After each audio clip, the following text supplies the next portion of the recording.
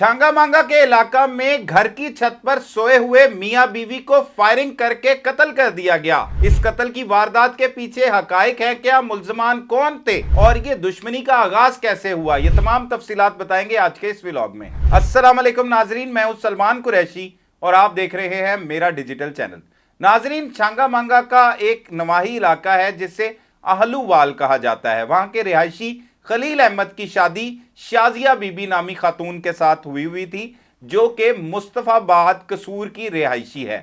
ये दोनों हंसी खुशी अपनी जिंदगी बसर कर रहे थे और छांगा मांगा अपने घर में आहलूवाल में ही मौजूद थे कि इससे कबल इनका जो खलील अहमद है उसका साला उसके पास आता है और आकर ना सिर्फ खुद आता है बल्कि अपने साथ एक शख्स को लेकर आता है, सदीक नामी शख्स को, वो भी उसके साथ होता है। जबकि वहीं का रहने वाला नाज़म जो है वो भी उनके साथ होता है। इनके मुताबिक ये घर की छत पर चले जाते हैं। 12 मई 2025 को वो शाम के वक्त घर आता है और फिर रात गए जब रात हो जाती है छत पे ये बातें करते करते सो जाते हैं। अब इसी दौरान जब शाजिया बीबी और उसका शौहर खलील अहमद भी घर की छत पर सोए हुए हैं तो घर की छत पर दो नामालूम शूटर दाखिल हो जाते हैं। वो किस रास्ते से दाखिल होते हैं, बाहर से सीढ़ियां लगाते हैं या किसी मदद से वो चढ़ते हैं, तो चढ़ के छत के ऊपर आ जाते हैं और ऊपर आने के बाद वो सबसे पहले खलील अहमद पर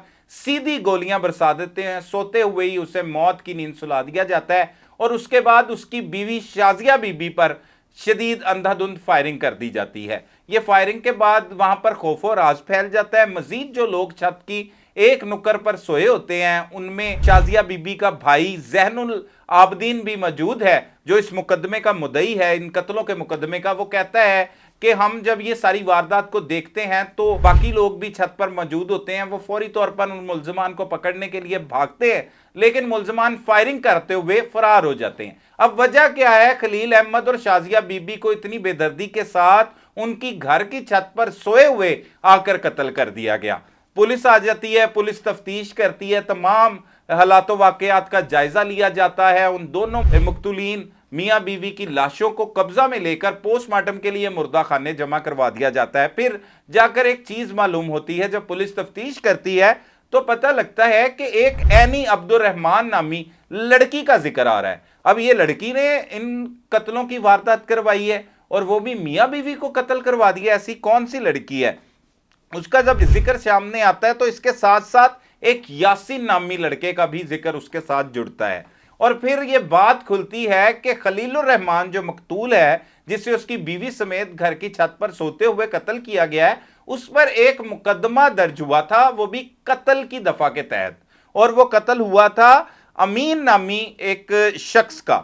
अमीन जो कि कसूर का ही रिहायशी था, वो कुछ अरसा कबल कत्ल हुआ था। पुलिस ने फिर उस पर मुकदमा दर्ज किया और एनी अब्दुर्रहमान की जानिब से दरख्वास्त दी गई, जो उसके शौहर अमीन को खलील अहमद ने कत्ल किया है। पुलिस तफ्तीश करती है, तमाम जावियों की मदद से और हालातों वाकयात का जायजा लेती है। तो अब जो मकतूलीन है खलील अहमद के घर वाले, वो बताते हैं कि पुलिस को कोई शवाहिद नहीं मिलते कि खलील अहमद ने अमीन को कत्ल किया था। पुलिस उसे बेगुनाह करार दे देती है और वो फिर इस मुकदमे से बाहर आ जाता है, लेकिन दिलों में रंजिशें रहती हैं। फिर उसके बाद वो प्लानिंग की जाती है। वो प्लानिंग एक औरत किस तरह से करती है, वो फिर अपने शौहर के कत्ल का बदला लेती है। उसे पक्का यकीन होता है या उसे लोग बताते हैं कि कातिल जो है वो खलील अहमद ही है। फिर वो जो है वो यासिन नामी शख्स की मदद के साथ मिलकर दो शूटरों को हायर करते हैं और उन शूटरों को जब सुपारी दे दी जाती है, फिर बताया जाता है कि ये आहलूवाल जो छांगा मांगा का नवाही गांव है, वहां का रिहायशी है खलील अहमद। अब जो यासीन बताया जा रहा है वो भी आहलूवाल का ही रिहायशी बताया जा रहा है। उसे इस्तेमाल किया जाता है क्योंकि उससे उन गलियों का, उस गांव का बहुत अच्छे तरीके से पता है कि वो सोते कहां पे है। पूरा उन्होंने जायजा लिया, रैकी लगाई, और जब उन्हें पता था कि मियाँ बीवी घर की छत पर सो रहे हैं तो उन्होंने फिर वो शूटर ऊपर भेजे और उन शूटरों ने अंधाधुंध गोलियां बरसाकर इन दोनों मियाँ बीवी को मौत की नींद सुला दिया। इन मियाँ बीवी के कत्लों के वाक़े का मुकदमा दर्ज कर लिया गया, जिसमें ज़ैनुल आबिदीन अपने साथ जिक्र करता है कि इसके साथ एक सदीक नामी शख्स था, जबकि इसके भाई का दोस्त वहीं का रहने वाला मुकामी शख्स भी इस मुकदमे में गवाह डाला गया, जिसका नाम नाजिम बताया जा रहा है। अब वो कहता है कि मेरे बहनोई और मेरी बहन को एनी, अब्दुल रहमान और यासिन ने दो नामालूम शूटरों की मदद से कत्ल करवाया है, और कत्ल करवाने के पीछे जो वजूहात हैं वो मैं आपको बता चुका हूं कि अमीन जो एनी अब्दुल रहमान का शौहर था उसे कत्ल किया गया था। अब पुलिस इस केस की तफ्तीश कर रही है। अभी तक पुलिस की जानिब से मुकदमा तो दर्ज कर लिया गया है, अलबत्ता उन मुल्जमान को गिरफ्तार नहीं किया गया जिनको इस मुकदमे में नामजद किया गया है।